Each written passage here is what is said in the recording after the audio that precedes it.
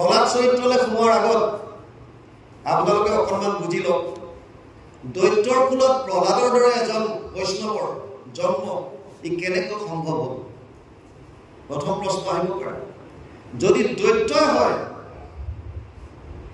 মাক বাপেক যদি দৈত্য কুলৰ হয় অৰ্থাৎ আচাৰ পৰা যদি দৈত্যৰ দৰে হয় দৈবিক আৰু আচৰিক সম্পদ আপোনালোকে গীতাত পাব 6 অধ্যায় পঢ়িলে গম পাই যাব যদি আসুৰিক সম্প্ৰদায় গোটেইখিনি যদি আমাৰ ভাৱ আচৰণ কৰ্তব্য ব্যৱহাৰ সব যদি আসুৰিক হয় অসুৰৰ দৰে হয় তেতিয়াহ'লে সেইজনৰ পৰিয়ালত বৈষ্ণৱৰ জন্ম কেনেকৈ সম্ভৱ ইয়াৰ কথা বৰ সুন্দৰ আছে যেতিয়া আপোনালোকে সকলোৱে জানে জয় বিজয় বাৰিষত আছিল বৈকুণ্ঠৰ 4 সিদ্ধ সাপ দিলে হিৰণ্যকশিপু আৰু হিৰণ্যক্ষ হ'ল হিৰণ্যক্ষ পৃথিৱীক লৈ গৈ ৰসাতলত লুকুৱাই থলে ব্ৰহ্মাই ইফালে মনুষ্য সৃষ্টি কৰিছিল স্বয়ংভূ মনু আৰু শতৰূপক তেওঁলোকক থাকিবৰ কাৰণে স্থান দিবলগীয়া হ'ল তেতিয়া ব্ৰহ্মাৰ নাচাৰন্থৰৰ পৰা এটা জন্তু বাহিৰ হ'ল বৰাহ স্বৰূপে আৰু প্ৰকাণ্ড ৰূপ ধাৰণ কৰিলে আৰু তেওঁৱে গৈ পেলাই ৰসাতলৰ পৰা পৃথিৱীক উদ্ধাৰ কৰি আনিলে হিৰণ্যক্ষক বধ কৰিলে এয়া আপোনালোকে কাহিনী হিচাপে জানে হিৰণ্যক্ষক বধ কৰাৰ পাছত হিৰণ্যকশিপুৱে বিষ্ণুক বিচাৰি হাহাকাৰ কৰিলে চাৰিওফালে আৰু ভগৱানে ভাবিলে ই মোক বাহিৰত বিচাৰি ফুৰে গতিকে মই সূক্ষ্ম ৰূপ ধাৰণ কৰি ইয়াৰ হৃদয়তে সোমাই থাকোঁ তত্ত্ববিলাক চাব আমিও এতিয়া মঠে মন্দিৰে গৈ ভগৱানক বাহিৰত বিচাৰি ফুৰোঁ ইভেন আমাৰ এনেকুৱাও বিশ্বাস আছে গাঁৱত থকা নামঘৰ ভগৱানটো 25% বাহিৰত অমুকত নামঘৰ আছে কিন্তু 75% পাৱাৰফুল গতিকে তালৈ যাওঁ তাত শৰাই দিওঁগৈ এইবিলাক বিশ্বাস কাৰণ আমি তত্ত্বটো বুজি পোৱা নাই যিজন ভগৱান আপোনাৰ হৃদয়ত বিৰাজমান হৈ আছে সেইজনে ইয়াত বিৰাজমান হৈ আছে সেইজনে প্ৰতিটো অণু পৰমাণুত বিৰাজমান হৈ আছে প্ৰতিটো জেগাত সেইজনে বিৰাজমান হৈ আছে যত দেখা যত শুনা ভূত ভৱিষ্যত স্থাৱৰ জংগময়িত সমস্ত জগত কৃষ্ণ ব্যতিৰেকে একো বস্তু নাহি জানা সমস্ত জগত কৃষ্ণ হেন মনে মানা কৃষ্ণৰ অবিহনে একো বস্তুৱে নাই গতিকে আপুনি যতে কৃষ্ণক ভাবে দেৱৰ ঈশ্বৰ হৰিতান্ত মহাযত্ন কৰি লৈও এক শৰণ সাক্ষাৎ যাৰ ইচ্ছা মুখ্য পাইবে নালাগে দূৰত যাইবে আছে হৰি খবৰ জ্ঞান ভগৱান ইয়াত আছে হিৰণ্যকশিপুৰ হৃদয়ত সোমাই গ'ল আৰু বাহিৰত বিচাৰি ফুৰিছে হিৰণ্যকশিপুৰে বিচাৰি নাপালে শেষত সিদ্ধান্ত ল'লে যে তপ কৰিম আৰু ইয়াক যেতিয়াই লগ পাওঁ তেতিয়াই মাৰিম ওলাই গ'ল দেৱতাসকলে ভাবিলে ই এনেৰে ইমান বলি আৰু যদি তপস্যা কৰি কেনেবাকৈ যদি বৰ লৈ লয় তেতিয়াহ'লে আমাৰ কাৰণে বিপদ আহি যাব সেইকাৰণে চবেই গৈ গুৰু বৃহস্পতিৰ ওচৰত শৰণাগতি হ'ল গুৰুক ক'লে গুৰুদেৱ কিবা এটা কৰক আৰু গুৰু এটা খুব পক্ষীৰ ভাটৌ চৰাইৰ ৰূপ ধাৰণ কৰি হিৰণ্যকশিপু যেতিয়া তপস্যালৈ গৈছে এজোপা গছত বহি নাৰায়ণ নাৰায়ণ বুলি উচ্চাৰণ কৰি দিলে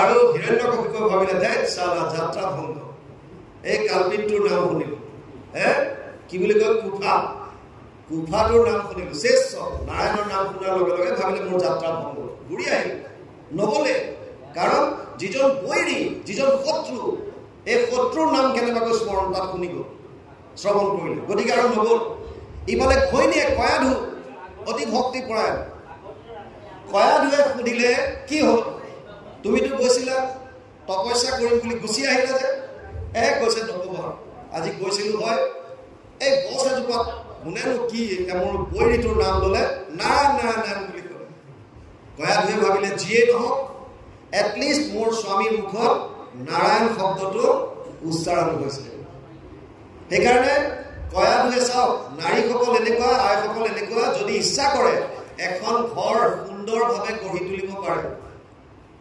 আইসকলৰ ওপৰত বহুতখিনি নিৰ্ভৰ কৰে মই প্ৰায় জেগাত কওঁ কাৰণ যিসকল আমাৰ বাপ সমস্ত বিভিন্ন বাহ্যিক কৰ্মত ইফালে সিফালে গুচি যায় মূল ঘৰখন ধাৰণ কৰি থকাৰ মানুহগৰাকীয়ে হৈছে আই সেইকাৰণে শাস্ত্ৰটো কৈছে যত্ৰ নাৰী অস্তু পূজ্যন্তে ৰমন্তে তত্ৰ দেৱতা য'ত নাৰীক সন্মান কৰা হয় তাতহে দেৱতাই বাস কৰে গতিকে নাৰীসকলে এখন সমাজ গঠন কৰাত গঢ়ি তোলাত বহুত তেওঁলোকৰ অৱদান আছে বা অৱদান তেওঁলোকে দিব পাৰে কয়াধুৱে কি কৰিলে বাৰে বাৰে আহি পেলাই গিৰিয়েকক সোধে এই তুমি যে কৈছিলা কিহৰ কাৰণে ঘূৰি আহিলা আৰু তেওঁ কয় যে মই এনেকৈ গৈছিলোঁ নাৰায়ণ নাৰায়ণ নামটো শুনিলোঁ তাৰ মানে জানি বা অজানিতেও যদি আপোনাৰ মুখেদি যদি নাৰায়ণ নামটো স্মৰণ হয় তাৰ কৃপাটো আপুনি পাবই দিনটোত বহুবাৰ কয়াধুৱে নিজৰ কায়দাত গিৰিয়েকৰ পৰা বাৰে বাৰে নাৰায়ণ নাৰায়ণ শব্দটো উচ্চাৰণ কৰাই থাকিল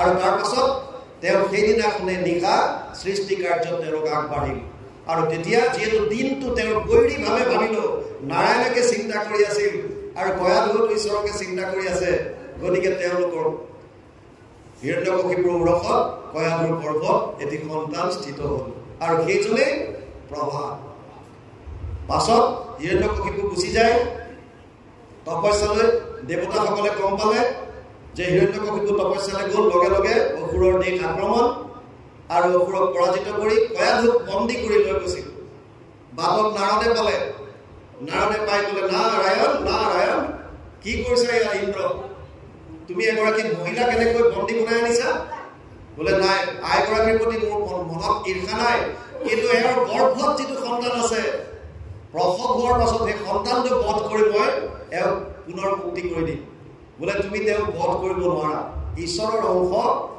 এওঁৰ গৰ্ভত স্থিত হ'ল গতিকে তুমি বাদ দিয়া এওঁক মই লৈ যাওঁ মোৰ আশ্ৰম আৰু নাৰদৰ তাত থাকে নাৰদ যিহেতু হৰিৰ নাম গাই গোটেই ভ্ৰমণ কৰি ফুৰে গতিকে পুৱা গধূলি যেতিয়াই হওক কয়াধুক কেৱল ভাগৱত ধৰ্মৰ কথা শুনাই থাকিল আৰু গৰ্ভতে প্ৰহ্লাদে সেইকাৰণে ভগৱানৰ আচল তত্ত্বটো বুজি পালে ভাগৱত ধৰ্মৰ কথাখিনি শ্ৰৱণ কৰিলে ইয়াৰ পৰা আমি কি বুজো যে সন্তান জন্ম দিয়াৰ প্ৰাক মুহূৰ্তত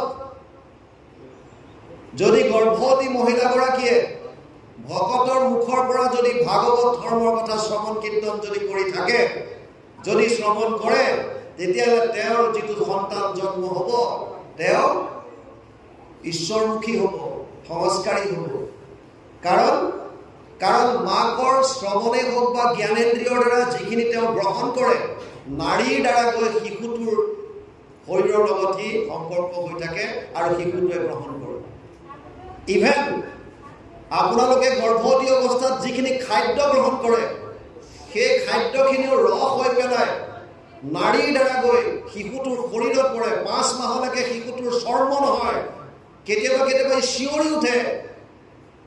চিঞৰি উঠে বহু অপি ময়া দৃষ্টা যোনিদাৰম পৃথক পৃথক গৰ্ভপাশ মহাদুঃখ ত্ৰাহিমাম মধুসূদন গৰ্ভত শিশুটোৱে চিঞৰি উঠে যে মই গৰ্ভত যোনিত অকণমান ইউটেৰাছ গৰ্ভাশয়ত থাকি 10 মাহ 10 দিন খুব কষ্ট পাইছোঁ হে প্ৰভু মোক ৰক্ষা কৰা তোমাৰ চৰণত শৰণ ল'লোঁ গৰ্ভতে শৰণ এবাৰ এজন ভকতে কৈছিল মহাপুৰুষ মাধৱদেৱে তেওঁ ভক্তি মাৰ্গৰ হৈ পেলাই ঘোষা ভাগি ভজনৰ পৰা কিয় আৰম্ভ কৰিলে আপোনালোকে চাইছে নাই নাজানো ঘোষাত প্ৰথম ভজন আছে যদিও শৰণ থাকিব লাগিছিল যে ভজনৰ পৰা কিয় আৰম্ভ কৰিলে এজন ৰসিক ভক্তই ভাল উত্তৰ দিছিল যে কাৰণ প্ৰত্যেকটো সন্তানে যি পন্থৰে নহওক কিয় গৰ্ভত থাকোঁতে কৃষ্ণৰ চৰণত শৰণ লৈ আহে যদি আমি পাহৰি যাওঁ মায়াৰ কাৰণে গৰ্ভত থাকোঁতে চিঞৰি আছে বহু অপি ময়া দৃষ্টা যোনিদাৰম পৃথক পৃথক গৰ্ভবাস মহাদুঃখ ত্ৰাহিমাম মধুসূদন মধু দৈত্যক মৰাজন কেৱল কৃষ্ণৰ চৰণত শৰণ লৈ পেলাই ৰক্ষা কৰা বুলি চিঞৰে কিন্তু ওলাই অহাৰ পাছত মায়াই আৱৰি ধৰে গতিকে আল্টিমেটলি যদি গৰ্ভৱতী মহিলাগৰাকীয়ে গৰ্ভত সন্তান থাকোঁতে এই কথাখিনি যদি চিন্তা কৰে যদি ভকতৰ মুখেদি শ্ৰৱণ কৰে ভাল ভাল কথা ভাগৱতৰ ধৰ্ম যদি শুনে আপুনি শাস্ত্ৰত তেনেকুৱা বহু পাব অভিমন্যুৰ কথা পাব অষ্টাবক্ৰৰ কথা পাব প্ৰহ্লাদৰ কথা আহিব এই গৰ্ভত থাকোঁতেই তেওঁলোক তৈয়াৰ হৈ আহিছে গৰ্ভত থাকোঁতে আমাৰ ফালে আকৌ আইসকলৰ গৰ্ভৱতী অৱস্থাত খুব জ্বলা খাবলৈ মন যায় কেতিয়াবা খুব টেঙা খাবলৈ মন যায় মাকৰ ঘৰলৈ পঠিয়াই দিয়ে আৰু যি মন যায় খায় আৰু এইবিলাকৰ ৰস গৈ পেলাই শিশুটোৰ গাত পৰে এবাৰ এজনে কৈছিল যে শিশুটোৱে গৰ্ভতে ভাবি থাকে মা এতিয়া যিমান জ্বলা টেঙা খুৱাবলৈ মন আছে খুৱাই থাক তই খাই থাক মই এবাৰ বাহিৰলৈ আহিবলৈ দে মই তহঁতক দুইটাকে জ্বলা টেঙা সমানে খুৱাই দিম একাৰণে বহুত সন্তানে মাক বাপেকক জ্বলা টেঙা ইণ্টাৰেষ্টৰ সতি দি দিয়ে যিমান কষ্ট গৰ্ভত দিলে তাতকে বেছি সুতৰ সতি দি দিয়ে কথাৰ তাৎপৰ্য প্ৰহ্লাদ চৰিত্ৰৰ আমি প্ৰথমৰ পৰাই চিন্তা কৰিব লাগিব আগতে আছিলে বিয়াৰ সময়ত বিয়াৰ দিনা ভকত নিমন্ত্ৰণ কৰি প্ৰভু ভগৱন্তৰ নাম এষাৰ গাই বৰ বা কন্যাক আশীৰ্বাদ দিছিল আৰু আজিকালি এইটো আগতীয়াকৈ কৰি থৈ দিয়ে কিয় কাৰণ তৃতীয় দিনাখন খাদ্য ৰিচিপশ্যন দিব বিয়া যিদিনাখন এটা নতুন কাৰ্য কৰিবৰ কাৰণে জীৱনৰ এটা কাম কৰিবৰ কাৰণে আগবাঢ়িছে য'ত সাত্বিকভাৱে ভকতৰ আশীৰ্বাদ ল'ব লাগে সেইদিনাখনৰ নাম ভাগে উঠাই দিছে বহুত জেগাত যিসকলে কৰিছে তেওঁলোক শ্ৰদ্ধাৰ পাত্ৰ সেৱাৰ যোগ্য আমি নমন কৰোঁ যি কি নহওক তাৰপিছত প্ৰহ্লাদক ডাঙৰ হ'ল প্ৰহ্লাদ হিৰণ্যকশিপু ঘূৰি আহিল ৰাজ্য ঘূৰাই ল'লে প্ৰহ্লাদক শুক্ৰাচাৰ্যৰ পিতেক খণ্ড আৰু অমৰ্ক দুইটা মিলি খণ্ডামৰ্ক হৈছে তেওঁলোকৰ তলত দিলে খণ্ডামৰ্কই খাম দাম উঠক দম যিমান আছে এইবিলাক ৰাজকীয় আসুৰিক যিমানবিলাক শিক্ষা আছে সেইবিলাক দিলে দণ্ড ভেদ যিমান আছে কিন্তু প্ৰহ্লাদৰ তাৰ প্ৰতি ৰাপ নাই যেতিয়াই সুবিধা পায় দৈত্য শিশুসকলক লগত লৈ ভাগৱতৰ ধৰ্মৰ কথা কয় এবাৰ ঘৰলৈ যাওঁতে হিৰণ্যকশিপুৱে বিৰাট মৰমত প্ৰহ্লাদ লৈ পেলাই সুধিলে বোপাই তই কি শিকিছ আৰু প্ৰহ্লাদে ক'লে যে শিকিবলৈ কিটো আছে যিজনে সমস্ত জগতক ধাৰণ কৰি ৰাখিছে সেইজনেই হৈছে পৰম ব্ৰহ্ম পৰম যিটো নিৰ্গুণ নিৰাকাৰ সেইজনে আকাৰ ৰূপ লৈ কৃষ্ণ হিচাপে আহে সেইজনৰ চৰণত আশ্ৰয় ল'লে আমি জীৱই পৰিত্ৰাণ পাম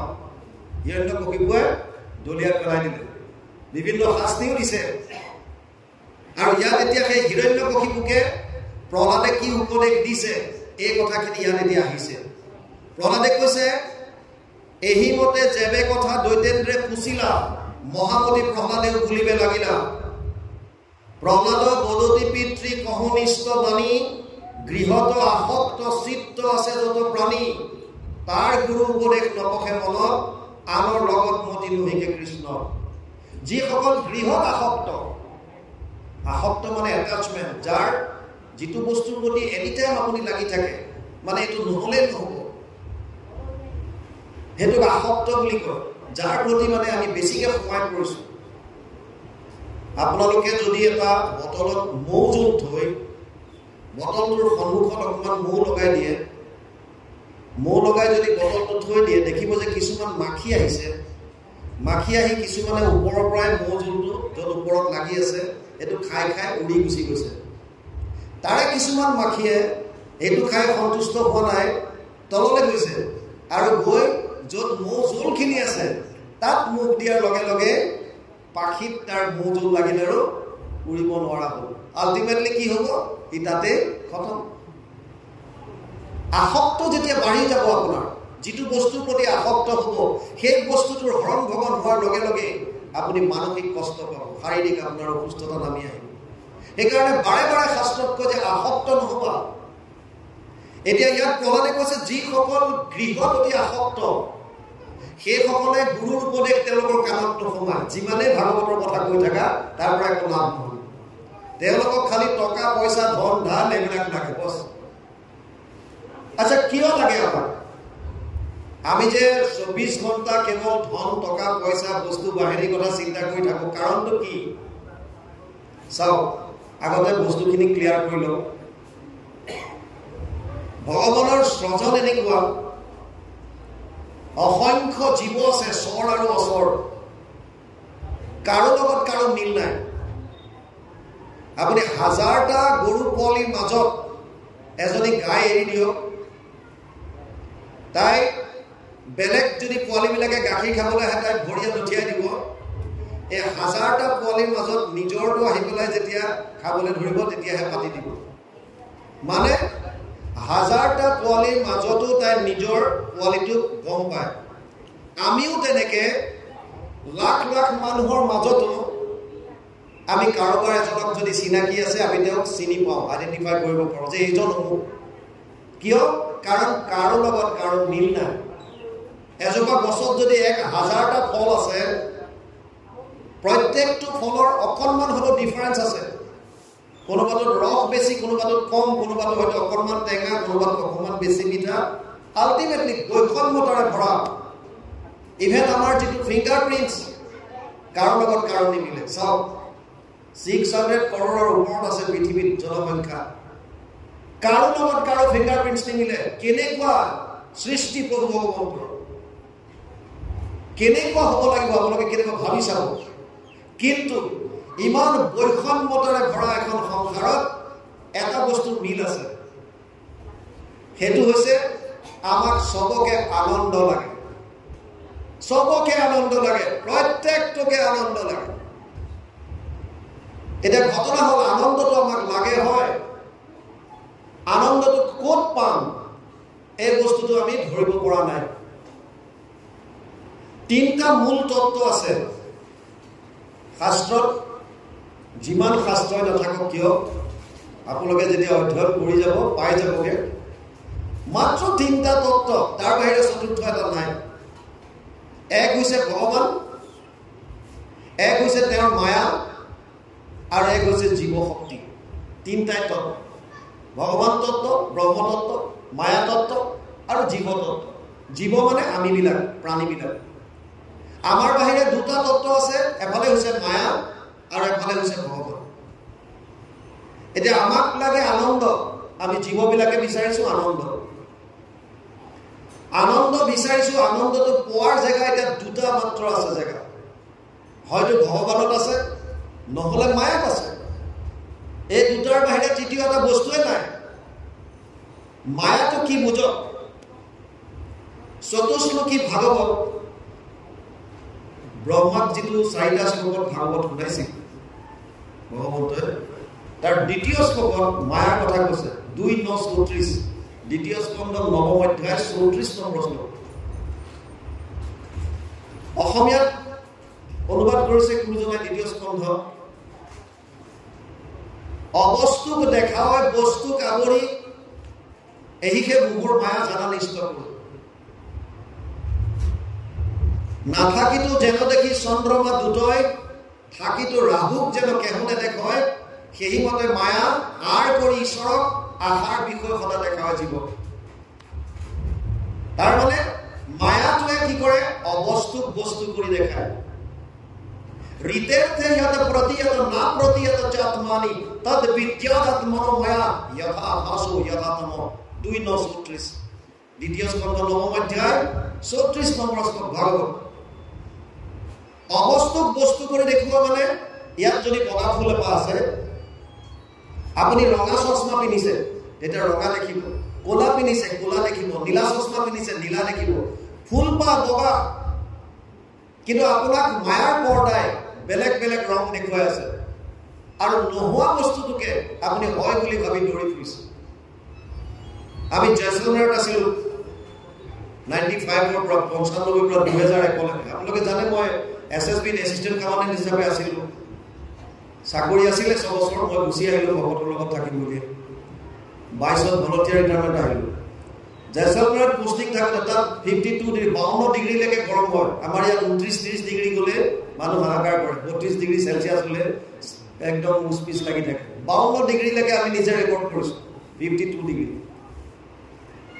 তাত দূৰলৈ যদি বালিত চাই পানীৰ নিচিনা দেখা পায় যিটো মৃগতৃষ্ণা মৰিচিকা বুলি কয় আসলতে পানী নাই তাত আপুনি যিমান আগবাঢ়ি গৈ থাকিব এই এটা সমান ডিষ্টেঞ্চত পানীটো আগবাঢ়ি গৈ থাকিব তাতে পানী নাই কিন্তু নথকা বস্তুৱে আমি থকাৰ নিচিনা দেখো সেইটো হৈছে ইয়াক বুজাইছে সেইটোৱে মায়া যিটো নাই তাতে আপুনি আছে বুলি ভাবি আনন্দ বিচাৰি ফুৰিছে তাত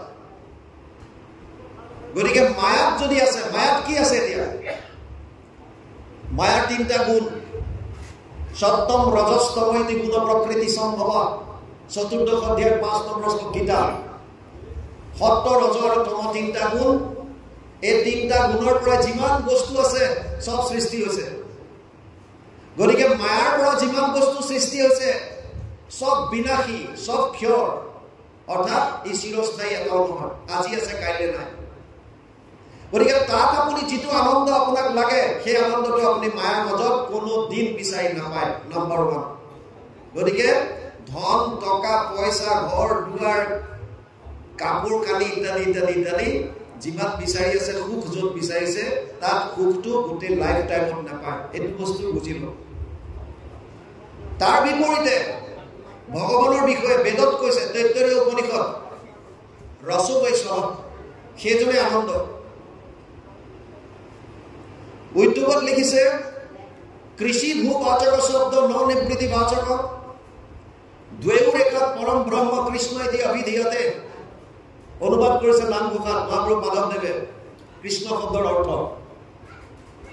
কৃষেন শব্দ এইটো পৃথিৱী বাচক বৈলা ন আনন্দত প্ৰৱৰ্তয় দুইৰো এক পদ মিলি পৰম ব্ৰহ্ম ৰূপ কৃষ্ণ নাম আনন্দক মাত্ৰ কয় কৃষ্ণ মানে আনন্দ গতিকে এটা কথা বুজি লওক যদি আপোনাক আনন্দ লাগে তেতিয়াহ'লে আনন্দ আপুনি কেৱল কৃষ্ণৰ মাজত পাব তাৰ বাহিৰে বেলেগ একো নাই এই শাস্ত্ৰৰ কথা কিন্তু আমি মায়াৰ যিটো আৱৰণ আমাক ধৰি ৰাখিছে এইটো কাৰণে আমি ধন টকা পইচা ঘৰ দুৱাৰত আছে বুলি কওঁ ইয়াত সেইকাৰণে প্ৰহ্লাদে কৈছে বাপেকক দেউতাকক কৈছে যিসকল গৃহত আসক্ত সেইসকলক গুৰুৰ উপদেশো তেওঁলোকৰ কামত নোসোমায় ভাল ভাল কথা শুনিলেও কাৰণ এইবিলাক গুৰুত্ব নিদিয়ে মনত যিটো থিৰাং কৰি ৰাখিছে এইটোতে পাম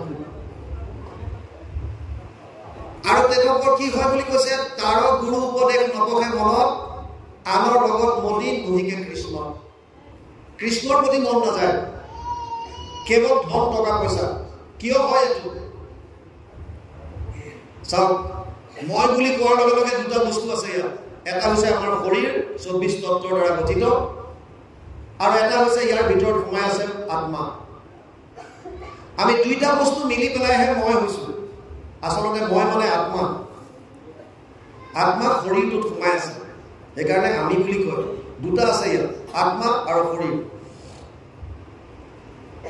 এতিয়া শৰীৰটো হৈছে মন বুদ্ধি অহংকাৰ সব মায়াৰ বস্তু কেৱল আত্মাটো হৈছে ভগৱানৰ অংশ এটা ঘটনা হল প্ৰত্যেকে নিজৰ মূললৈ যাব বিচাৰে ইয়াত যদি বৰষুণ হয় পানীখিনি নদী নলা নৰ্দমা হৈ সাগৰলৈ যাব বিচাৰিব ইয়াত যদি বন্দিগছি লগাই দিছে এই বন্দিগছি আকাশৰ ফালে সূৰ্যৰ ওচৰলৈ যাব বিচাৰিব আপোনাক যদি 5 ষ্টাৰ ফেচিলিটি দিও যদি বাহিৰত ৰাখে আপুনি 2 মাহ 3 মাহ 4 মাহৰ পিছত ঘৰলৈ আহিব বিচাৰিব য'ত যেনেকুৱা যিয়ে নাথাকক নিজৰ মূল ঘৰখনলৈ যাব বিচাৰে মন বুদ্ধিৰ মূল ঘৰ হৈছে মায়া সেইকাৰণে মনটোৱে সদায় মায়াৰ ফালে টানি আছে আৰু আত্মা হৈছে ভগৱানৰ অংশ মামে বংশ জীৱলোকে জীৱ ভূত সনাতন পঞ্চদশ অধ্যায় 7 নম্বৰ শ্লোক গীতা অহম আত্মা গুদাকেশ সর্বভূতাশয় স্থিত অহম আদি চ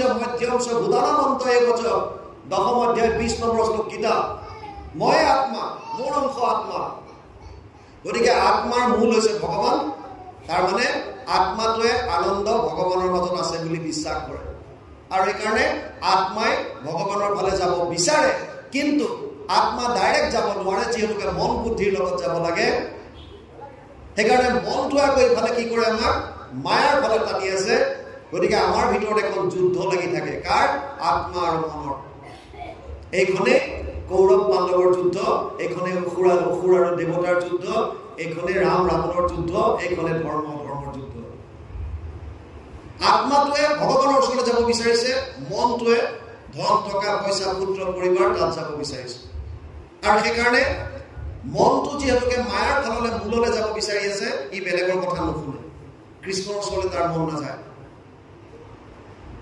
যিটো বিষয়ৰ চেষ্টা কৰাৰ সতত পৰিয়া থকা কিন্তু সংসাৰ পথ বিষয়বিলাকৰ কথা চিন্তা কৰে সেইকাৰণে যিটো সংসাৰ চক্ৰত আমি পুনৰপি জননম পুনৰপি মৰণম হৈ আছে আমি তাত ঘূৰি ফুৰিবলগীয়া হৈছে মানে আপুনি আনন্দটো ক'ত আছে বুলি ভাবে বহুতে এই আনন্দটো ধন টকা পইচাৰ মাজতে আছে বুলি ভবাৰ কাৰণে কৰাপচন বাঢ়িছে অজস্ৰ ধন টকা পইচা গোটাইছে কিন্তু যিমান টকা পইচা হলেও আপোনাক আনন্দ দিব নোৱাৰে আনন্দ হৃদয়ৰ বস্তু আৰু হৃদয়ৰ বস্তুটো মনেৰ উপলব্ধি আপুনি যিটো কৰিব লাগিব এইটো কেৱল কৃষ্ণৰ জৰিয়তে পাৰিব কাৰণ কৃষ্ণ মানে আনন্দ আনন্দ মানে কৃষ্ণ কৃষ্ণ শৰণ নোলোৱালৈকে আমি আনন্দ কোনো দিন লাভ কৰিব নোৱাৰো এই সত্যটো লাগিলে এই জন্মত মানিল লাগিলে 10 জন্মৰ পাছত মানিবই লাগিব আৰু যদি নহয় তেতিয়ালৈকে সংসাৰ চক্ৰত আহি থাকিব লাগিব এটোৱে পলানে কৈছে যিটো বিষয়ৰ চেষ্টা কৰাৰ হতত বিষয় মানে ৰূপ ৰস গন্ধ স্পৰ্শ আৰু শব্দ জ্ঞানেন্দ্ৰিয়ৰ 5টা যি বিষয় ইয়াতে লাগি আছো আমি আৰু তেওঁলোকে একাৰণে কৰিয়া থাকৈ কিন্তু সংসাৰ পথ স্বাৰ্থপৰ জনে নজানে মাধৱক সিটো জানি আছো কেৱলে বিষয় স্বাৰ্থপৰ যিবিলাকে কেৱল নিজৰ অৰ্থে কাম কৰে নিজ মানে নিজ বুলি ভাবোতো আমি কাক নিজ বুলি ভাবো স্বাৰ্থপৰ বস্তুটো বেয়া নহয় আপোনালোকে ইন্টাৰেষ্টিং কথাটো বুঝক স্বাৰ্থপৰ বস্তুটো তেতিয়া বেয়া নহয় যদি আপুনি নিজক আত্মা বুলি মানে যদি শৰীৰ বুলি মানিছে তেতিয়ালে স্বাৰ্থপৰটো বেয়া শৰীৰক মই বুলি ভাবিলে আপুনি শৰীৰৰ লগত যিবিলাক সম্বন্ধ আছে ইহঁতকে আপন বুলি ভাবিব তেতিয়া স্বাৰ্থ মানে আপুনি স্বাৰ্থে মানে স্বাৰ্থ মানে স্বাৰ্থে মানে যদি শৰীৰ বুলি মানিছে তেতিয়া শৰীৰৰ লগত সম্বন্ধিত মোৰ ল'ৰা মোৰ ছোৱালী মোৰ মাহী মোৰ পেহা মোৰ গাঁও মোৰ দেশ মোৰ শৰীৰৰ লগত লিংক বিলাকক লৈ আপুনি চিন্তা কৰিব আৰু যদি আত্মা বুলি যদি মানে তেতিয়াহ'লে স্বাৰ্থে কাম কৰাটো ভাল এইটো স্বাৰ্থপৰটো হ'ব লাগে মানুহ যদি আপুনি আত্মা বুলি নিজক মানিছে তেতিয়া আত্মাৰ অৰ্থে কাম কৰিবতো লাগে কি কৰিব তেতিয়া কৃষ্ণৰ ভক্তি প্ৰত্যেকজনক আপুনি আত্মাময় দেখিব প্ৰত্যেকৰ হকে আপুনি কাম কৰিব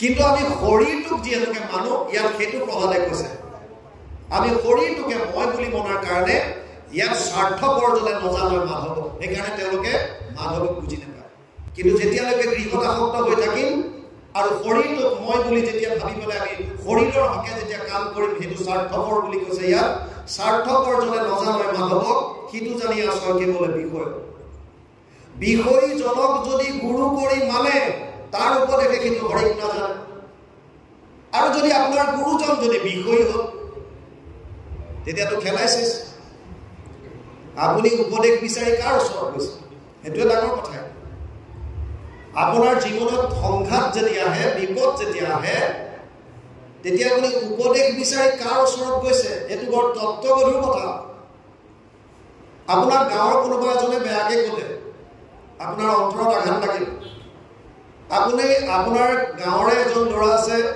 যাৰ নিজৰ টাইকাণ্ডো কেৰাটে চেৰাটে জুডো বক্সিং সব জানে শৰীৰৰ ওপৰত বিৰাট বল আধ্যাত্মিক চিন্তা চৰ্চা নাই সেইজনক যদি গৈ পেলাই কয় আজি মই বহুকে বৰ বেয়াকে ক'লে নহয় কি ক'ব ভগা খুৰা আজি তাক 2 বক্সিং দি গুচি আহিব কিয় কাৰণ তাৰ চিন্তা তেনেকুৱা কিন্তু আপুনি সেই একেখিনি কথা যদি এজন ভক্তৰ ওচৰত কয় এজন সন্তৰ ওচৰত গৈ যদি কয় যে বাবা আজি অমুকে মোক এনেকে বেয়াকে ক'লে নহয় তেওঁ ক'ব আৰে কোনে কাক দুখ দিয়ে ভাই তুমি প্ৰাৰব্ধ লৈ আহিছিলা এইটোতো নিমিত্ত মাত্ৰ ভগৱান কৃষ্ণই তোমাক দিছে তোমাৰ প্ৰাৰব্ধ নাছিলে গতিকে বাদ দিয়া ভাই ঈশ্বৰে দিছে বুলি ভাবি প্ৰসাদ বুলি ভাবি এৰি দিয়া খতম আপোনাৰ কাম এতিয়া আপুনি গুৰু যিজনক মানিছে তেওঁ কেনেকুৱা গুৰু তেওঁ যদি বিষয় হয় তেওঁৰ যদি নিজৰে যদি ক্লিয়াৰিটি নাই যে প্ৰকৃত আনন্দ ক'ত পাম সব বস্তু মনৰ খেল এবাৰ যদি মন্ত্ৰৰ কথা আপোনালোকে ষ্টাডি কৰি ল'ব পাৰিলে মন্ত্ৰক যদি আপোনালোকে ষ্টাডি কৰি বুজি ল'ব পাৰিলে আপোনালোকে দেখিব আনন্দ বাহিৰত নাই সব ইয়াত আছে ভিতৰত কিন্তু আমি কি কৰোঁ বিষয়জনক যদি গুৰু কৰি মানে তাৰ উপদেশে কিন্তু হৰিক নাজানে তেনেকুৱা যদি কোনোবা বিষয়ক যোনে বিষয়ৰ মাজতে আনন্দ আছে বুলি ভাবি পেলাই তেওঁলোকে নিজৰ জীৱন আচৰণ কৰিছে আৰু তেওঁলোকে যদি কিবা উপদেশ দিয়ে তেতিয়াহ'লে তেওঁলোকৰ উপদেশে আপোনালোকৰ কোনো কামত নিদিব ইয়ালৈকে গৈছে তাৰপিছত বাঞ্ছা কৃষ্ণ গুৰু কেনেকুৱা হ'ব লাগে শাস্ত্ৰত পণ্ডিত যদি কৃষ্ণত ভকত সেই গুৰু উপদেশ নিবাসকল শাস্ত্ৰত কৈছে যিজনে শাস্ত্ৰজ্ঞ হয় আৰু কৃষ্ণৰ ভক্ত এই দুইটা বস্তু লাগিব যদি দুইটা হয় তেতিয়াহ'লেহে তেওঁ উপদেশ দিব পাৰে আমি এতিয়া বহুত ব্যাখ্যাকাৰ দেখোঁ ভাগৱতৰ ব্যাখ্যা কৰে কিন্তু তেওঁলোকৰ জীৱনত ভাগৱতৰ তেওঁলোকে আচৰণত নানে যদি আমি কোৱা কথাখিনি নিজে যদি নামানো তেতিয়াহ'লে আমাৰ কাৰোবাক উপদেশ দিব পৰাৰ যোগ্যতা আছেনে নাই, অধিকাৰ আছেনে নাই?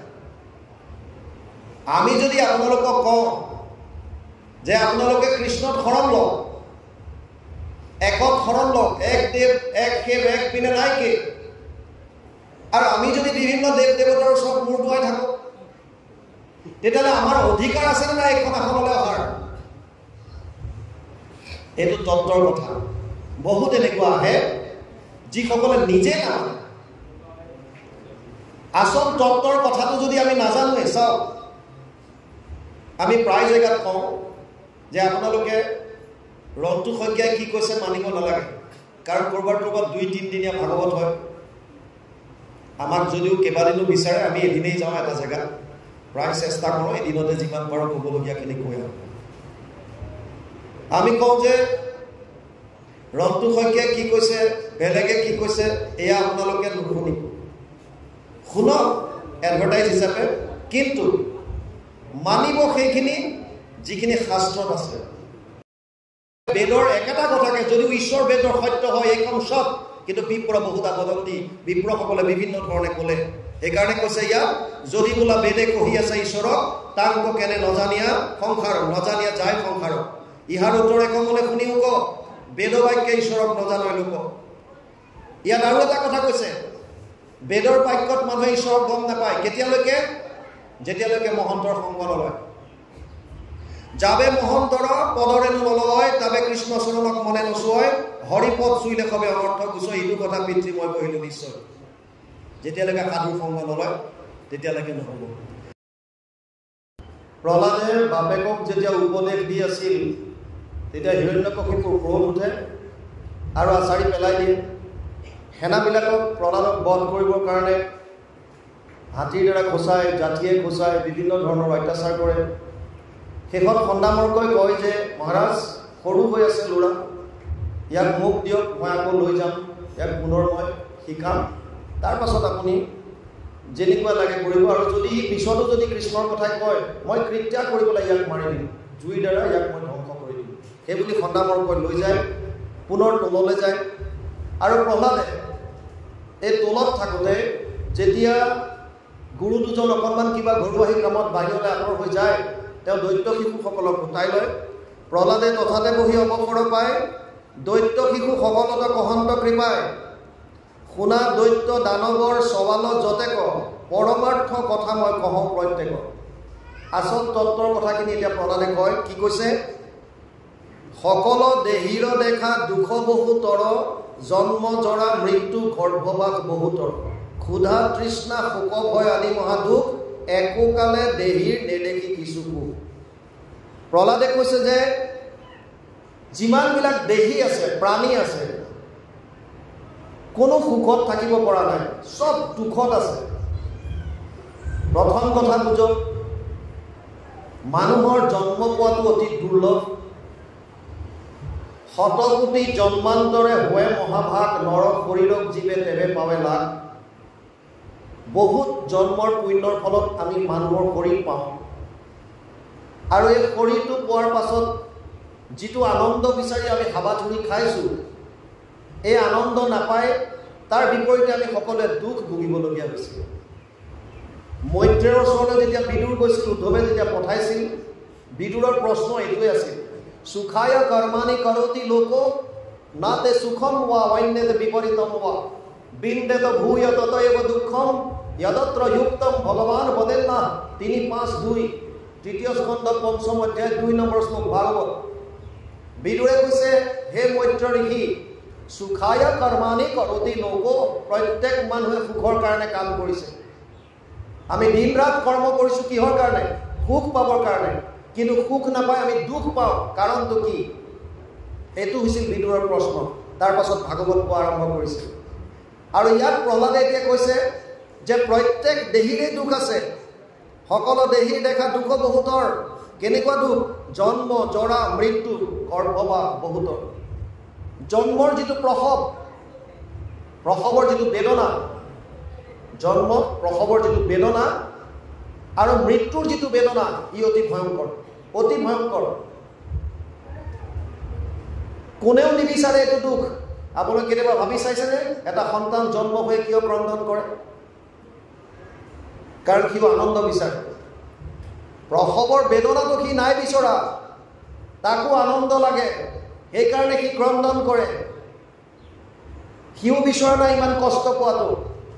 আৰু মৃত্যুমুখী মানুহজনে হাজাৰডাল বিচ্ছুৱে কামুৰিলে যিমানটো কষ্ট পায়, যেতিয়া প্ৰাণ ওলাই যায় সিমান কষ্ট ভোগে বুলি আছে শাস্ত্ৰত। এজন মানুহক 1000 বিচ্ছুৱে একেলগে দংশন কৰিলে যিমান কষ্ট পাব সিমান বেদনা পায়। গতিকে শেষ মুহূৰ্তত প্ৰায় মানুহৰ চেতনা নাইকিয়া হয়, চেঞ্চলেছ হৈ যায়। ভীষণ কষ্ট। আমাক সাধাৰণতে কিবা লাঠি এডালে মাৰি দিলে মানুহ অচেতন হৈ পৰি যায়। গতিকে তেনেকুৱা ক্ষেত্ৰত 1000 বিচ্ছুৱে যেতিয়া দংশন কৰিব কেনেকুৱা কষ্ট পাব। কিন্তু ভগৱানে কৈছে অন্তকালে চ মামেব স্মৰণ মুক্ত কলে বৰম ইয় প্ৰয়াতি চ মত ভাবমিয়াতি নাস্তিত্ৰ সংশয়। অষ্টম অধ্যায় 5 নম্বৰ শ্লোক গীতা। অৰ্জুনক কৈছে, হে অৰ্জুন, শেষ মুহূৰ্তত যদি কোনোবাই মোৰ নাম স্মৰণ কৰে অন্তকালে চ মামেব স্মৰণ মুক্ত কলে বৰম, শৰীৰ ত্যাগ কৰে মোৰ কথা স্মৰণ কৰি, ইয় প্ৰয়াতি মত ভাবমিয়াতি নাস্তিত্র সংশয়, সি মোক পাব, ইয়াত কোনো সংশয় নাই। কিন্তু যদি লাষ্টৰ সময়ত আমাৰ চেতন হেৰাই যায়, আমি ভগৱানৰ নাম কেনেকৈ স্মৰণ কৰিম শেষত? যদি আমাৰ শেষ মুহূৰ্তত 1000 বিচ্ছুৱে দংশন কৰিলে যেনেকুৱা বেদনা, তাৰ কাৰণে যদি চেঞ্চলেছ হৈ যাওঁ, তেতিয়া শেষ মুহূৰ্তত আমি ঈশ্বৰৰ নাম কেনেকৈ স্মৰণ কৰিম? আৰু ভগৱানে গীতাত কোৱা কথা সত্য, প্ৰামাণিক গ্ৰন্থ। ভগৱানে কৈছে অন্তকালত যদি মোৰ নাম স্মৰণ কৰে তেতিয়াহ'লে সি মোক পাব, ইয়াত সন্দেহ নাই। তাৰ মানে অন্তকালত আমি ভগৱানৰ নাম স্মৰণ কৰিব পৰা শক্তি এটাও আছে। সেইটো কেনেকৈ সম্ভৱ? এতিয়াৰ পৰা অভ্যাস কৰক। মই শৰীৰ নহয়, মই আত্মা। শৰীৰৰ দুখ বেদনাবিলাকে আপোনাক তেতিয়া ক্ৰিয়া কৰিব নোৱাৰা হ'ব। লাহে লাহে লাহে লাহে আপুনি অনুভৱ কৰিব যে মই আচলতে আত্মা। মই শৰীৰটোত তেতিয়ালৈকে আছোঁ যেতিয়ালৈকে মোৰ প্ৰাৰব্ধ শেষ নহয়। বাসাঞ্চি জীৰ্ণানি যথা বিহায় নবানি গৃহণাতি নৰপৰাণি তথা শৰীৰানি বিহায় জীৰ্ণানি অন্যানা সংয়াতি নবানি দেহি। 2য় অধ্যায় 22 নম্বৰ শ্লোক গীতা। অৰ্জুনক কৈছে, হে অৰ্জুন, মানুহে যেনেকৈ ফটা কাপোৰ অৰ্থাৎ বস্ত্ৰ ফাটি গ'লে যেনেকৈ নতুন বস্ত্ৰ পৰিধান কৰে, আত্মায়ো তেনেকৈ এটা শৰীৰ যেতিয়া শিথিল হৈ যায়, অযোগ্য হৈ যায়, সেই শৰীৰ ত্যাগ কৰি বেলেগলৈ যায়, বেলেগলৈ গুচি যায়। যদি আমি আত্মা বুলি ভাবোঁ, এতিয়াৰ পৰা যদি ঈশ্বৰৰ নাম আমি শ্ৰৱণ কীৰ্তন যদি অভ্যাস কৰোঁ, শেষ মুহূৰ্তত আপুনি সেয়া বেদনাও সহ্য কৰি ঈশ্বৰৰ নাম ল'ব পাৰিব, ভগৱানে কৃপা কৰিব। অভ্যাস। সেইকাৰণে বাৰে বাৰে গুৰুজনাই শ্ৰৱণ কীৰ্তন কৰিবলৈ দিছে। শ্ৰৱণ কীৰ্তন। বৃদ্ধ অৱস্থাত আমাৰ কষ্ট, খাওঁ বুলি খাব নোৱাৰোঁ, হজম নোহোৱা হয়, ৰাতি টোপনি নাহে, ক'ৰবালৈ যাওঁ বুলি যাব নোৱাৰোঁ। সেইকাৰণে প্ৰহ্লাদে কৈছে একোকালে দেহীৰ, ইয়াত কৈছে সকল দেহীৰ দেখা দুখ বহুতৰ, জন্ম জৰা মৃত্যু গৰ্ভবাস বহুতৰ। গৰ্ভত থাকোঁতো কষ্ট, আমি আলোচনা কৰিছিলোঁ। বহু অপি ময়া দৃষ্টা যোনিদাৰম পৃথক পৃথক গৰ্ভবাস মহাদুঃখ ত্ৰাহিমাম মধুসূদন। গৰ্ভত বৰ কষ্ট। ভগৱানৰ ওচৰত প্ৰাৰ্থনা কৰি থাকে সন্তানবিলাকে, হে প্ৰভু মোক ৰক্ষা কৰা, বৰ কষ্ট পাইছোঁ। অকণমান ইউটেৰাছ ইয়াত কুচুক মুচুক কৰি শুই থাকিব লাগিব 10 মাহ 10 দিন, কিমান কষ্ট পাব। সেইকাৰণে প্ৰহ্লাদে কৈছে ক্ষুধা তৃষ্ণা শোক ভয় আদি মহাদুখ একোকালে দেহি নেদেখি কিছু দুখ সুখ। বিভিন্ন ধৰণৰ, কেতিয়াবা ক্ষুধা, কেতিয়াবা তৃষ্ণা। দুখ গুচাই বাক কৰে যত প্ৰতিকাৰ, সিও দুখময় মাত্ৰ নুগুচে সংসাৰ। আৰু এই দুখৰ পৰা পৰিত্ৰাণ পাবলৈ যিমান কৰ্ম কৰে, কোনো ধৰণৰ দুখ কমাব নোৱাৰে, উল্টাই আকৌ দুখৰ পৰি দুখে আহে। ইহাত সুখৰ আশা সকলে বিফল, শৰীৰো ভৰিয়া আছে কফ পিত্ত মল। বাহ্যিকভাৱে শৰীৰটো যিমানে সুন্দৰ নহওক কিয়, ভিতৰত যিমানবিলাক লেতেৰা বস্তু আছে, কফ পিত্ত মল প্ৰত্যেকৰ, ই লাগিলে বিশ্ব সুন্দৰী হওক, ভিতৰৰ একো বস্তু চাব নোৱাৰে, চব লেতেৰা ভিতৰত সোমাই আছে। গতিকে আল্টিমেটলি ইয়াত কৈছে হেনয় বিভৎস দেহ তাহাৰ কাৰণে, কৃষক কৰয় কৰ্ম এইটো মূঢ়জনে। দুখমূল সংসাৰৰ হৰিকে আশ্ৰয়, হৰিক ভজিলে গুচে দুখ শোক ভয়। প্ৰহ্লাদে ফৰ্মুলা দিছে, যদি দুখৰ পৰা পৰিত্ৰাণ পাব বিচাৰিছা কেৱল হৰিক আশ্ৰয় লোৱা।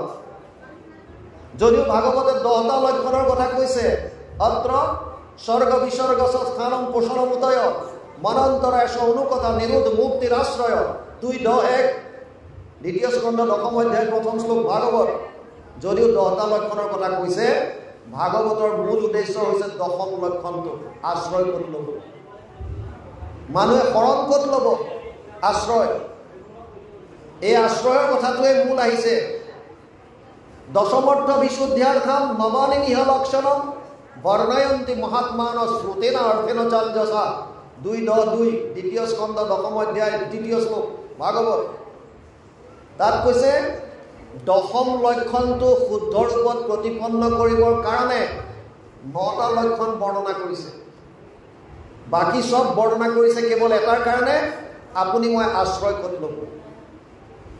আশ্ৰয়, আশ্ৰয় মানে শৰণ। এনেকুৱা কোনো প্ৰাণী নাই যোনে আশ্ৰয় নোলোৱাকৈ জীৱিত হ'ব পাৰিছে। কোনো প্ৰাণী নাই, চবেই আমি আশ্ৰয় ল'ব লাগিব। যিকোনো কথা, বৰষুণ আহিছে ছাতিৰ আশ্ৰয় ল'লে, ভোক লাগিছে আহাৰৰ আশ্ৰয় লৈছে, যিকোনো কথাত আমি আশ্ৰয় লৈছোঁ। কিন্তু আপোনাৰ আত্মাৰ শান্তিৰ কাৰণে, মায়াৰ পৰা নিবৃত্তি আৰু পৰমানন্দ লাভ কৰিবৰ কাৰণে ক'ত আশ্ৰয় ল'ব? এই যিটো জন্ম মৃত্যুৰ চক্ৰ, ইয়াৰ পৰা পৰিত্ৰাণ পাবৰ কাৰণে ক'ত আশ্ৰয় ল'ব? এই মূল আশ্ৰয়টো ক'ত? এই কথাটো প্ৰহ্লাদে কৈছে ইয়াত, দুখমূল সংসাৰৰ হৰিকে আশ্ৰয়, হৰিক ভজিলে গুচে দুখ শোক ভয়। কেৱল মাত্ৰ কৃষ্ণত যদি আশ্ৰয় লয়, মুকং কৰতি বচনম পঙ্গুম লংঘয়তে গিৰিম যৎ কৃপা তমহং বন্দে পৰমানন্দম মাধৱম। যাৰ দয়া বলে কৰা পৰ্বত চঢ়াৱে, মুখে ৰাৱণা হিজৰ কিন্তু কবি হয়। হেনয় পৰমানন্দ বন্ধু মাধৱক কৃপা কৰা বাপ কৃষ্ণময় ভৱ। মুকং কৰতি বচনম, যদি মুখত ৰাও নাই কবি হ'ব পাৰে। পঙ্গুম লংঘয়তে গিৰিম, খোৰা হ'লে তাক পৰ্বত ভগাই দিব পাৰে। প্ৰভু ভগৱন্তৰ আশ্ৰয়টো লৈ চাওক। সেইকাৰণে প্ৰহ্লাদে কৈছে দুখমূল সংসাৰৰ হৰিকে আশ্ৰয়, কেৱল আৰু কেৱল কৃষ্ণ।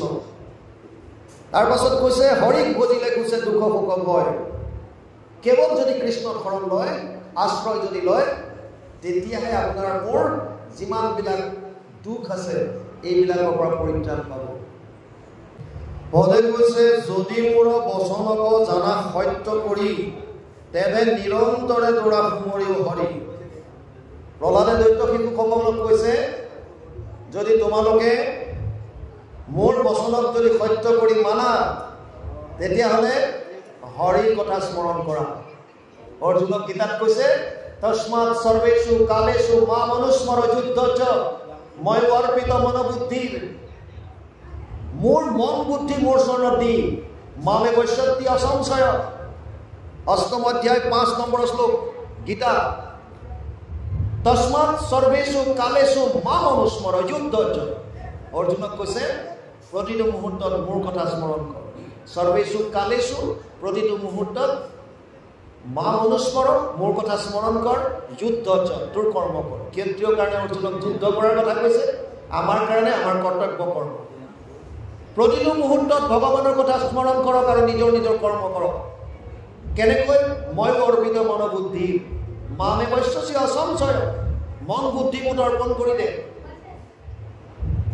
আমাক 11টা ইন্দ্ৰিয় দিছে, 11টা ইন্দ্ৰিয়, 5টা জ্ঞানেন্দ্ৰিয়, 5টা কৰ্মেন্দ্ৰিয়, মনসমে 11। ভগৱানে কৈছে 10টা ইন্দ্ৰিয় তই তোৰ কামত লগাই থ, মোৰ কোনো আপত্তি নাই। 10টা ইন্দ্ৰিয়, 5টা জ্ঞানেন্দ্ৰিয়, 5টা কৰ্মেন্দ্ৰিয়, যি কামত লগাই, ব্যৱসায় বাণিজ্য চাকৰি বাকৰি ইত্যাদি সাংসাৰিক কামত লগাই লওক, কোনো আপত্তি নাই। মোক এটা বস্তুতে মাত্ৰ মন মনা ভৱ মদ ভক্তা মধ্যাজি মাম নমস্কুৰু মামে বৈশ্যসি সত্যম তে প্ৰতিজানে প্ৰিয়সীমে। 8ম অধ্যায় 65 নম্বৰ শ্লোক গীতা।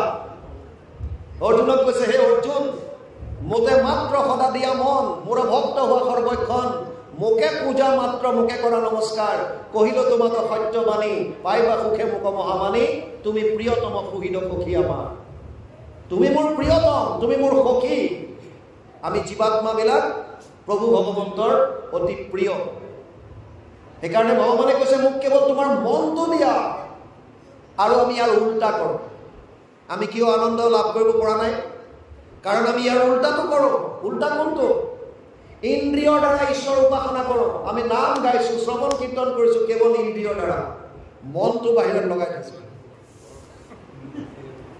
বুজি পাইছে আপুনি নাম গাইছে শ্ৰৱণ কৰিছে কিন্তু মনটো দেশ দুনিয়াত ঘূৰি আছে কোনে কি কৰিছে কোনে কি কৈছে কাৰ ঘৰত কি হ'ল কি নাই নামৰ আসন ত্যাগ কৰিবলৈ নাপায় ফুচুঙা ফুচুঙি আৰম্ভ হৈ যায় কোনো নামৰ প্ৰভাৱ নাই নামৰ আপুনি প্ৰমাণ চাব সমাজত নামৰ আসন ত্যাগ কৰিবলৈ নাপায় ধেমেলীয়া কথা ফুচুঙা ফুচুঙি আৰে 45 মিনিট তোমালোকে নাম গাইছা নামৰ প্ৰভাৱ শৰীৰত নাই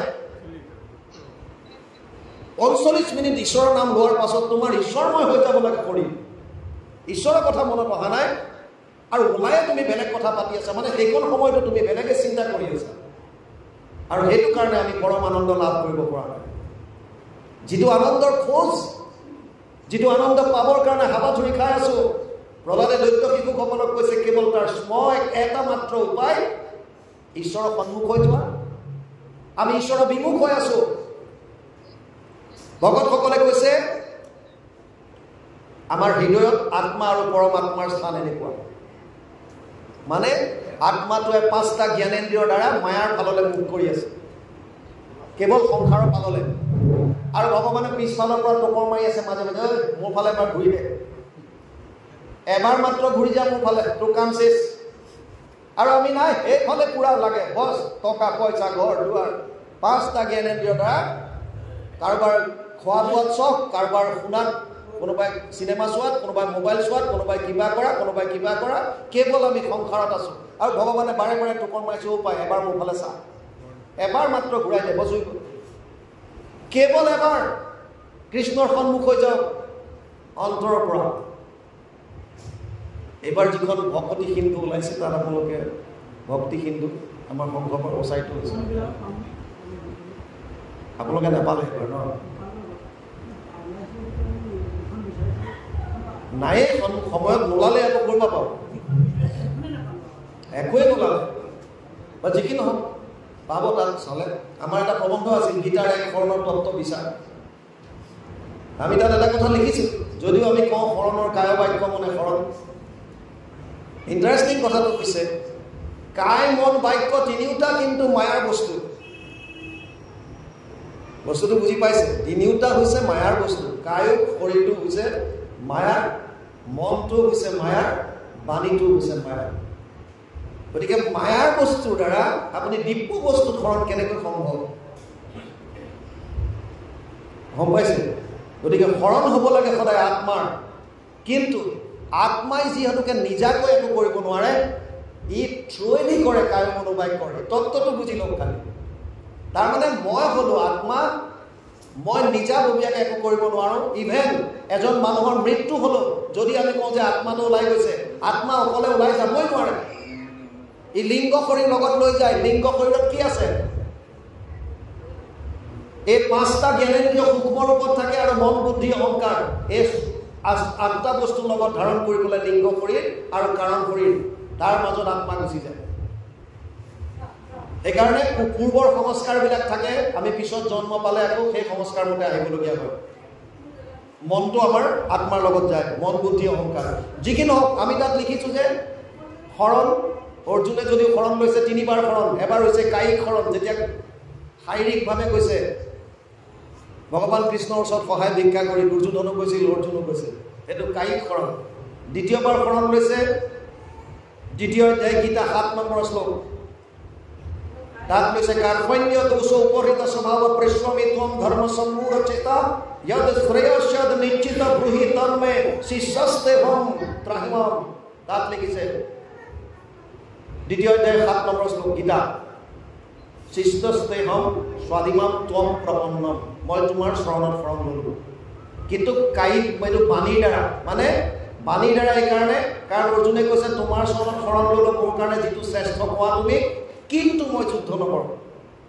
যদি চাৰেণ্ডাৰ হয়, শৰণ যেতিয়া লয়, তাৰপিছত কিন্তু পৰন্তু একো নাখালে। আপুনি যাৰ ওচৰত চাৰেণ্ডাৰ কৰিছে তাৰপাছত তেওঁৰ মতে চলিব লাগিব, আপোনাৰ একোডাল নচলে। আৰু শেষত গৈ যেতিয়া ভগৱান কৃষ্ণই যেতিয়া অষ্টাদশ অধ্যায় ৬৬ নম্বৰ শ্লোকত যেতিয়া ক'লে সৰ্বধৰ্মান পৰিত্যাজ্য মাম একম শৰণম ব্ৰজ, আৰু তাৰ পাছত যেতিয়া সুধিছে কচিত এতৎ শ্ৰুতম পাৰ্থ ত্বয়ি একাগ্ৰেণ চেতসা কচিত অজ্ঞান সমূহ প্ৰণষ্টস্তে ধনঞ্জয়, অষ্টাদশ অধ্যায় ৭২ নম্বৰ শ্লোক। হে অৰ্জুন, তই এতিয়া তোৰ এইবিলাক অজ্ঞান নাশ হ'ল নে নাই মোৰ কথাবিলাক শুনাৰ পাছত? তেতিয়া অৰ্জুনে ফাইনেল ডিচিশ্যন দিছে, নষ্ট মোহা স্মৃতিৰ লংঘা তৎ প্ৰসাদত ময়চ্যুত চিতোস্মি কত সন্দেহ কৰিষ্যে বচনম তব। অষ্টাদশ অধ্যায় ৭৩ নম্বৰ শ্লোক গীতা। কৃষ্ণক কৈছে, হে প্ৰভু, হে সখা, মোৰ এতিয়া চব নষ্ট হৈ গ'ল, মোহ চোহ একো নাই, মই এতিয়া স্থিৰ হ'লো, মোৰ মোহ নষ্ট হ'ল, চিতোস্মি কত সন্দেহ, সন্দেহ দূৰ হ'ল, আৰু এতিয়া মই কৰিষ্যে বচনম তব, তুমি যেনেকৈ কৈছা তেনেকৈ কৰিম, মানে মোৰ কৰ্তব্য কৰ্ম কৰিম। এতিয়া চাৰেণ্ডাৰ আশ্ৰয় য'ত লৈছে, আশ্ৰিতজনে যেনেকৈ বিচাৰিছে তেনেকৈ কৰিব লাগিব। এতিয়া ইয়াত কৈছে, যদি মোৰ বচনক জানা সত্য কৰি তেবে নিৰন্তৰে তোৰা সুমৰিও হৰি, কৃষ্ণক স্মৰণে কিছু নাহিকে প্ৰয়াস, স্মৰিলে আপুনি দেন্ত বৈকুণ্ঠত বা। কিমান সুন্দৰ কথা প্ৰহ্লাদে কৈছে। কৃষ্ণক স্মৰণ কৰিবৰ কাৰণে আপোনাৰ কি খৰচ আছে? না টকা লাগে, না পইচা লাগে। যিটো প্ৰাণ বন্ধু কৃষ্ণ হৃদয়তে আছে, কিন্তু মনেকে কৰিব লাগে, সেই কৰাটোৰো নাহি হানি এতেকতে পদ্ম পানী তুষ্ট সুন্ত দেৱতাৰো দেৱ। যিজন ঈশ্বৰ সেইজন আপোনাৰ হৃদয়ত আছে। আপুনি এক পইচা খৰচ কৰিব নালাগে, ক'তো যাব নালাগে, না টকা পইচাৰ খৰচ, না সময়ৰ খৰচ। আপুনি খালি মনত মাত্ৰ স্মৰণ কৰক, কেৱল মাত্ৰ মনেৰে স্মৰণ কৰক, বছ। ইয়াতকৈ আৰু ইজি ক'ত পাব? আগতে মেট্ৰিকৰ পৰীক্ষাত এটা ফেইল হোৱাৰ পাছত এটা পৰীক্ষা পাতিছিল কম্পাৰ্টমেণ্টেল। আজিকালি হয়নে নাই? আছে, শেষ হ'ল আৰু। কম্পাৰ্টমেণ্টেল এটা এক্সাম হয়, মেট্ৰিকত যিমানবিলাক ফেইল কৰে সিহঁতক এটা চান্স দিয়ে, পিছৰ পৰীক্ষা হোৱাৰ আগে আগে হয়, 2 মাহ 3 মাহ আগতে আছিলে। তেতিয়া সেই কম্পাৰ্টমেণ্টেল যিবিলাক পৰীক্ষা দিয়ে, সিহঁতে জাকে জাকে পাছ হৈ যায়, কম্পাৰ্টমেণ্টেল পাছ। তাৰমানে চব সুবিধা দিয়ে আৰু যেন পাছ হ খালি আৰু। এই কলিযুগটো আমাৰ কাৰণে তেনেকুৱা, কম্পাৰ্টমেণ্টেল এক্সাম টাইপ। চব ইয়াত পাছ কৰাই দিব বিচাৰিছে, কেৱল নাম লওঁ গুচি যায়। ইয়াত কলিযুগৰ নিচিনা কম্পাৰ্টমেণ্টেল এক্সাম আৰু আপুনি লাইফত নাপায়। ইয়াত খালি নাম লোৱা, ৰামকৃষ্ণ নাম যিটো লয় একবাৰ, কোটি জনমৰ পাপ ভস্ম হয় তাৰ। বাপ এজনে প্ৰশ্ন কৰিছে, মৃতকক যেতিয়া চিতাত উঠাই কি পাক ঘূৰিব লাগে? আচলতে মোক বেছি যদি আপোনালোকে সোধে, মই বাহ্যিক ক্ৰিয়াবিলাকত বৰ গুৰুত্ব নিদিওঁ, সঁচা কথা ক'বলৈ গ'লে। এটা যেতিয়া মানুহৰ প্ৰাণটোৱে ওলাই যায়, তাৰপিছত সেইটো জ্বৰ হৈ যায়, তাত কাঠ হৈ যায়, তাত আপুনি এপাক ঘূৰক নুঘূৰক, আল্টিমেটলি শৰীৰটোৰ শেষ হ'বলগীয়া আছে যে বিষ্ঠা পলু চাই। আপুনিতো 7 পাকে ঘূৰিলে, কিছুমানে এনেই পেলাই দিয়ে, চৰাই চিৰিকটিয়ে খাই দিলে, বিষ্ঠা কৰি উলিয়াই দিলে, কিছুমানে গাত কৰি পুতি থৈ দিলে, কবৰ দিলে, তাত পলু হ'ল। আমাৰ সমাজত আছে যে আমি জ্বলাই দিওঁ, তেতিয়া চাই হৈ গ'ল। এতিয়া আপুনি কেইপাক ঘূৰিছে মৃত শৰীৰটো সেইটোলে, তাততো ইমান এটা কথা। বাহ্যিক ইন্দ্ৰিয়ত মই একচুৱেলি গুৰুত্ব নিদিওঁ, আৰু নীতি নিয়মতকৈ মই বেছি গুৰুত্ব দিওঁ আধ্যাত্মিক তত্ত্ব। ভাৱৰ শুদ্ধতাটো যেতিয়ালৈকে নাহে, বাকীবিলাকত লাগি লাভ নাই। এতিয়া আজিয়ে আমি আপোনালোকৰ নামঘৰত আমি এইফালে চাই পেলাই ভাগৱত পাঠ কৰিম, কিন্তু নিয়মৰ ফালৰ পৰা কোনফালে বুলি কয়? হয়নে নহয়? কিন্তু আজিতো আমিতো একো কোৱা নাই। কিয় কোৱা নাই? যে সুবিধা ভকতৰ কোনফালে আপুনি শ্ৰৱণ কৰিব লাগে। এজন মৃতকক যেতিয়া চিতাত যেতিয়া উঠাই দিলে, তাৰপাছত তেওঁৰ লাষ্ট কথাটো হৈছে অগ্নিটো প্ৰজ্বলিত কৰিব লাগে। সেইকাৰণে মই ক'লোঁ, কাৰণ ক'তো লিখা নাই সেই কথাটো, একো নাই তেনেকুৱা। কিন্তু এতিয়া যদি একো নাই, আপুনি তাত গৈ পেলাই যেতিয়া খালী মাত্ৰ অগ্নি তাত জ্বলন কৰক, যাতে এটা তাৰ শেষ যিটো মানে কি কয় আৰু যিটো চাই অৱস্থাটো যাতে সি পায়, শৰীৰৰ শেষ অৱস্থা যিটো আপুনি অগ্নি তাত প্ৰজ্বলিত কৰে। মূল কথাটো হ'ব লাগে জীৱন্ত অৱস্থাত আপুনি কি কৰিলে। আমিতো কওঁ যে যিটো শ্ৰাদ্ধ কৰাৰ কথা, আজি নকৰা দীঘলীয়া হৈ গৈ থাকিব কৃষ্ণ, নহ'লে সময় হৈ গ'ল আপোনালোকে গালি পাৰিব বোলে মোৰ কৌচিক মাতিলে বোলে মাইক পাই মেৰা হ'ল। আজি আপুনি 31টা বছৰ বাহিৰতে থাকিলে নহয়নে? 31টা বছৰ আপুনি বাহিৰতে থাকিলে, হয় গাজাত তামান দি থৈছে। নাই নাই গাজা দিবলৈ নাই। চাওক বিশ্বাসবিলাক মানুহৰ কেনেকুৱা শুনক। এহাল গিৰিয়েক ঘৈণীয়েকৰ সদায় কাজিয়া লাগে, মানে মানুহজনে সদায় সন্ধিয়া অকণ ফূৰ্তি পানী খাই আহে, ঘৈণীয়েকে বুজি নাপায়। আচলতে যিটো মানে মানুহে সদায় ভাবে যে আমি অকণ ফূৰ্তি পানী খাই আহিছোঁ, গতিকে মোৰ মানুহজনীয়ে মোক এইটো ছাপৰ্ট কৰিব লাগে, কিন্তু নকৰে, গালি গালাজ কৰে কাৰণে, আৰু ঘৰত এটা অশান্তিকৰ পৰিস্থিতি হয়। মানুহজনীয়ে ভাবিলে যে ওচৰত এটা মছজিদ আছিলে, মৌলানাজনৰ ওচৰলৈ গ'ল, ভাবিলে মৌলানাটোৱে কিজনী কিবা যাদু মন্ত্ৰ কৰি অকণমান কিবা পানী চানী জাৰি দিয়ে, আৰু সেইকাৰণে গৈ মৌলাজনক ক'লে, মৌলানাই ক'লে যে মইতো এইবিলাক যাদু মন্ত্ৰ একো নাজানো হয়। বোলে নাই নাই, মানুহৰ পৰা গম পাইছোঁ আপুনি কিবা জানে, পানী চানী জাৰি দিয়ক। মানুহটোৱে সদায় অশান্তি কৰে, সন্ধিয়া সময়ত ফূৰ্তি পানী খাই আহি ঘৰৰ পৰিৱেশ নষ্ট কৰে। বোলে হ'ব দিয়া, তেতিয়াহ'লে কাইলৈ আহিবা, মই পানী অকণ জাৰি থ'ম, তুমি লৈ যাবা। পিছদিনাখন মানুহজনী গ'ল, মৌলানাজনে পানী এবটল জাৰি পেলাই বটল এটাত ভৰাই থৈ দিছে এনেকৈ, ক'লে এই বটলটো লৈ যোৱা, কিন্তু ইয়াৰ ব্যৱহাৰটো বুজি যোৱা, এইটো বিৰাট মন্ত্ৰপুত পানী, ইয়াৰ বহুত মূল্য আছে। মানুহটোৱে যেতিয়াই মদ খাই আহি ঘৰত যেতিয়া দুৱাৰত টোকৰ মাৰিব বা গোৰ মাৰি যেতিয়া দুৱাৰ খুলিব, তুমি লগে লগে ইয়াৰ এঢোক পানী মুখত ল'বা, কিন্তু লক্ষ্য কৰিবা, যাতে ধ্যান ৰাখিবা যাতে ইয়াৰ এক বিন্দু যাতে তললৈ নপৰে আৰু এক বিন্দু যাতে তোমাৰ ভিতৰলৈ নাযায়। মুখৰ ভিতৰতে থাকিব লাগিব যিমান সময়লৈকে মানুহটোৱে গালি পালাচ পাই থাকে। কোনো কাৰণত যাতে পানী বাহিৰলৈও নাহে, যাতে ভিতৰলৈ নাযায়। মন্ত্ৰপুত পানী, ধ্যান ৰাখিবা, ইয়াৰ ইফাল সিফাল হ'লে কিন্তু মন্ত্ৰই কামত নিদিয়ে। বিশ্বাস। তাৰপাছত মানুহজনীয়ে তেনেকুৱাই কৰিলে। মানুহটোৱে যেতিয়া আহি দুৱাৰত গোৰ মাৰিছে সন্ধিয়া, লগে লগে বটল খুলি পানী এঢোক লৈ ল'লে। মানুহটোৱে গালি পাৰি আছে, না বাহিৰলৈ না ভিতৰলৈ। মানুহটোৱে ভাবিছে বেলেগৰ ঘৰত সোমালো নেকি আজি। আনদিনাতো সময়ৰ লগে লগে কিবা এটা ক'লে সিফালৰ পৰা আহিয়ে যায়, আজি বেলেগৰ ঘৰত সোমালো নেকি। আৰু দ্বিতীয় দিনাও একে, তৃতীয় দিনাও একে, কাৰণ এখন তালটো কেতিয়াও নাবাজে, দুখন লাগিবই। আৰু ইফালে মন্ত্ৰ জাৰি থোৱা পানী মানুহজনীয়ে মুখত সোমাই থয়। গতিকে 7 দিনমানৰ পিছত মানুহজনে চিন্তা কৰিলে, বৰ বেয়া কথা হৈছে, মই সদায় আহি পেলাই গালি গালাজ কৰোঁ, এই মানুহজনীয়েতো একো উত্তৰ নিদিয়ে, এইটো বৰ বেয়া হ'ল। 8 দিনৰ দিনাখন সোনকালে আহি ল'ৰা ছোৱালীকেইটাক পঢ়াবলৈ ধৰিছে, মদ খোৱা নাই। মানুহজনীয়ে ভাবিছে মৌলানাৰ কাম দিলে মন্ত্ৰ পানী। লগে লগে মৌলানাজনৰ ওচৰত গৈছে, একদম আৰু আপোনাৰ চৰণত ধৰিছোঁ, আপুনি মোৰ মানুহজনক ঘূৰাই দিলে। বোলে হয়নে? একে 7 দিনৰ ভিতৰত আপোনাৰ জৰা পানীয়ে পুৰা কামত দিলে, আৰু আজিৰ পৰা কালি সন্ধিয়া দেখিছোঁ একদম কোনো একো নাই, ধুনীয়াকৈ আহি ল'ৰা ছোৱালীকেইটাক পঢ়োৱাত লাগিছে। এইটো বিশ্বাস।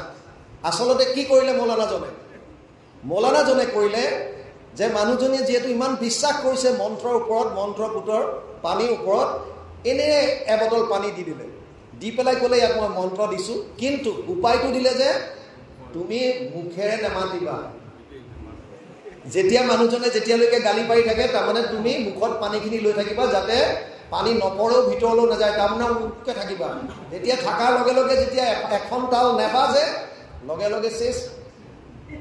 আল্টিমেটলি বিশ্বাসটো। আৰু মই কৈছিলোঁ শ্ৰদ্ধাৰ কথাটো। চাওক, শ্ৰদ্ধাৰ পৰাই শ্ৰাদ্ধ আহিছে। জীৱন্ত অৱস্থাত যদি আপুনি পিতৃ মাতৃক যদি শ্ৰদ্ধা নকৰে, যদি বৃদ্ধ আশ্ৰমত থয় আৰু মৰা বুলি গম পোৱাৰ পাছত বছৰি বছৰি শ্ৰাদ্ধ কৰি থাকে, তাৰ পৰা আপোনাৰ কি লাভ হ'ব? মোৰ ৰঙিয়াত পোষ্টিং থাকোঁতে নলবাৰী ৰেলৱে ষ্টেচনত এগৰাকী বৃদ্ধা মানুহক ৰেলৱে পুলিচে উদ্ধাৰ কৰিছিল, আৰু খবৰ খাতি কৰি গম পালে চেন্নাইৰ কোনোবা এজন চিফ জাষ্টিছৰ মাক নলবাৰী ৰেলৱে ষ্টেচনত এৰি থৈ গৈছিল। গতিকে ইমান লিখা পঢ়াত ইমান আপাৰ ক্লাছৰ কোনোবা এজনে যেতিয়া নিজৰ মাক বাপেকক যদি জীৱন্ত অৱস্থাত যদি শ্ৰদ্ধা কৰিব নিশিকে, মৃত্যুৰ পাছত মানুহক মাতি মাতি শ্ৰাদ্ধৰ নামত কিবা খুৱাই বুৱাই তাৰ পৰা কি লাভ হ'ব? আমি নাভাবোঁ এইবিলাক একো। সেইকাৰণে জীৱন্ত অৱস্থাত আপোনাৰ মনৰ ভাৱ শুদ্ধ কৰক, সদুশেষত 3টা কথা মনত ৰাখক। ভাগৱতৰ অনুষ্ঠান সামৰিছোঁ। প্ৰথম কথা, ট্ৰাই কৰক, চেষ্টা কৰক। 1 নম্বৰ কথা ভাৱৰ শুদ্ধতা, 2 বাণীৰ শুদ্ধতা, 3 কৰ্মৰ পবিত্ৰতা। 3টা বস্তু হ'ব কেৱল মাত্ৰ ভকতৰ সংগত শ্ৰৱণ কীৰ্তন কৰক। এইটোৱে মূল কথা। ভাৱৰ শুদ্ধতা আহিলে বাণীৰ শুদ্ধতা আহিব। 90% দুখ আপোনালোকৰ সংযম হ'ব যদি জিভাৰ ওপৰত কণ্ট্ৰল কৰিব পাৰে। জিভাৰ 2টা কাম, এটা হৈছে খোৱা আৰু এটা হৈছে কথা কোৱা। যদি এই 2টাত কণ্ট্ৰল কৰিব পাৰিলে জীৱনৰ 90% দুখৰ পৰা আপোনালোকে ৰেহাই পাব। কাৰণ বিভিন্ন শাৰীৰিক অসুস্থতা হৈছে কেৱল খাদ্যৰ কাৰণে, আৰু বিভিন্ন মানসিক দুখ পাইছোঁ আমি কথাৰ কাৰণে। নক'বলগীয়া জেগাত কথা কওঁ। এবাৰ দাঁত আৰু জিভাৰ মাজত কাজিয়া লাগিছিল। দাঁতে জিভাক ক'লে, তই বাৰু লৰফৰ কৰি নাথাকিবি, তোক কামো মাৰি দিম, একদম অৱস্থা নাইকিয়া হৈ যাব। দাঁতে কৈছে জিভাক, তই বিৰাট লৰফৰাই নাথাকিবি, তোক যদি মোৰ কিবা খং উঠে কামো মাৰি ধৰিম, একদম তেজেৰে লুতুৰি পুতুৰি হৈ যাবি। জিভাওতো এনেই থকা বিধৰ নহয়। জিভাই কৈছে, তই 32টা হ'ব পাৰ, মই তোলৈ ভয় নকৰোঁ। এনেকুৱা জেগাত এনেকুৱা কথা ক'ম যে তই এটাও থাকিব নোৱাৰিবি ইয়াত। বুজি পাইছে? গতিকে কথাৰ ওপৰত যদি আমি সংযম কৰিব পাৰোঁ, আল্টিমেটলি আৰু খাদ্যৰ ওপৰত এই 2টা যদি কণ্ট্ৰল কৰিব পাৰিলোঁ, তেতিয়াহ'লে আমি আনন্দিত হৈ থাকিব পাৰিম। যি কি নহওক, শেষ কৰা হৈছে। আপুনি কৰিবনে? কৃষ্ণ হেৰা কিছু কিছু কৰি নিতে এৰা